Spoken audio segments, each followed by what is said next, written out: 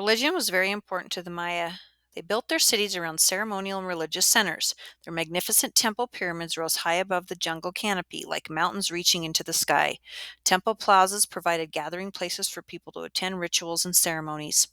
Scholars have learned about the Mayan religion from studying present day Mayan practices, ancient artifacts, and documents written during the post classic period. Here are some of the things they have discovered. The Mayan religion was polytheistic, which means it included many gods. In fact, the Maya believed in more than 160 gods. The primary Mayan gods were forces or objects in nature that affected people's daily lives, like the god of rain, the god of corn, or the god of death. Many gods had animal characteristics. The jaguar was especially important to the Maya. They believed that the gods had created the world and could influence or even destroy it. The same God that sent life giving rain could also ruin the crops with hailstones, so it was extremely important to honor the gods. According to Mayan beliefs, only priests could explain signs and lead people through rituals aimed at pleasing the gods. Priests performed sacrifices and conducted ceremonies. They consulted sacred books, read omens, interpreted signs, and predicted the future. No decision was made without seeking the gods' advice. No action was taken without first honoring the gods. The Maya honored their gods with offerings such as plants, food, flowers, feathers, jade, and shells. They believed that blood gave the gods strength, so they also made blood offerings by sacrificing animals and sometimes humans.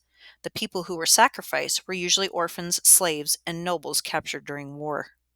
In this ancient city of Chichen Itza on the Yucatan Peninsula, humans were sacrificed by being thrown into a sacred well whose water level was 60 feet below the ground.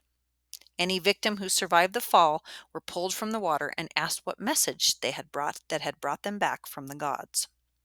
Human sacrifice played a role in ancient Mayan in a game called Pocatoc. Every Mayan city had at least one ball court where the game was played. Scholars believe that there were two teams of nobles. Players tried to hit a solid rubber ball through a stone ring by using their leather padded elbows, wrists, and hips. People from all levels of Mayan society watched and placed bets on the outcome of the game. Slaves, land, and homes could be won and lost during the game. Surviving art from the ball courts shows members of a losing team being sacrificed and the captain of the defeated team being beheaded. The Maya used their knowledge of mathematics and astronomy to develop a complex calendar system. Two main calendars were used for religious and other purposes. The first was a daily calendar based on the solar year. It divided the year into 18 months of 20 days each plus 5 unlucky days. This totaled 365 days, as is our calendar. The second calendar was the sacred or ritual calendar. It was called the Zolkin, or Sacred Round. The Sacred Round was based on 13 months of 20 days each, making 260 days in all. It had two cycles that worked together to identify a particular day. One cycle was made up of the numbers 1 to 13. The other cycle was a set of 20 day names. Each of the day names represented a particular god. Every 260 days, a given combination of numbers and day names, such as 1 IK, would occur. Only priests could read the hidden meanings of the sacred round. Priests used the sacred calendar to determine the best days to plant, hunt, cure, do battle, and perform religious ceremonies. To this day, there are calendar priests in southern Mexico who use the 260-day calendar in this way. Like Mayan art and architecture, the calendar system reflects a highly advanced civilization. This civilization was made possible by the ability of Maya to create a stable food supply. Next, you'll learn about the agricultural techniques the Maya used to ensure that they had sufficient food. The Maya were creative, skillful farmers. They used their knowledge of calendars and seasonal change to help them become even better at growing food. But Mayan farmers faced many challenges. In the end, crop failure may have played a key role in the collapse of the classic Mayan civilization. The primary Mayan food was maize or corn. Other typical Mayan crops were beans, squash, and chili peppers. Fortunately, beans and squash, when eaten with corn, supply people with a naturally healthful and balanced diet. One of the most difficult challenges the Maya faced was how to grow enough food to feed their growing population. Farming was not easy in the regions where they lived. Their land included dense forests, little surface water such as lakes or streams, and poor soil. The Maya responded to this challenge by developing different agricultural techniques for the various environments in which they lived. In the mountainous highlands, they built terraces or earth steps into the hills to create more flat land for planting.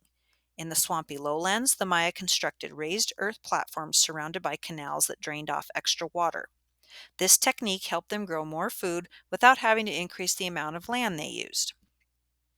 A different technique was used in the densely forested lowland areas. In city-states like Palenque, in present-day Mexico, the Mayans used slash and burn agriculture. First, they cleared the land by cutting and burning plants and trees. Then they planted their crops. Unfortunately, this kind of farming wears out the soil. Lowland soil was not very rich to begin with, so land that was planted for 2 to 4 years had to be left to rest for 2 to 10 years. Slash and burn farmers had to have a lot of land since each year some areas were planted while others were recovering. The Mayan agricultural system worked as long as settlements were spread out and not too large. As populations increased, the Maya had trouble raising enough food to feed everyone. In the constant quest for land, they drained swamps and cleared hillsides. They also used household gardens in the cities to increase the amount of land available for growing food. Creative agriculture techniques were not enough to save the classic Mayan civilization. For about 600 years, the great cities of the southern lowlands thrived. Then, in the space of 50 to 100 years, the civilization that supported these centers fell apart. By 900 CE, the Maya had abandoned their cities to the jungle. The collapse of the classic Mayan civilization is one of the great mysteries of the Mesoamerican history. Many theories have been proposed to explain what happened. Some historians believe that the populations of the cities grew faster than the Mayan farming systems could sustain them. Scholars have also proposed that long periods of drought or dry weather caused massive crop failure. Another possible cause of the Maya's downfall was uncontrolled warfare. In the centuries after 300 CE, the skirmishes that were common among city-states escalated into full-fledged wars. A final possibility is that invaders from central Mexico helped to destroy the Mayan city-states. Perhaps a combination of factors brought an end to the classic period. What we do know is that the great cities disappeared. The Maya migrated away from the old Mayan heartland and returned to village life. Stone by stone, the jungle reclaimed the great pyramids and plazas. Although the great Mayan cities are ruins today, Mayan culture lives on. About 2 million Maya still live in the southern Mexican states of Chiapas.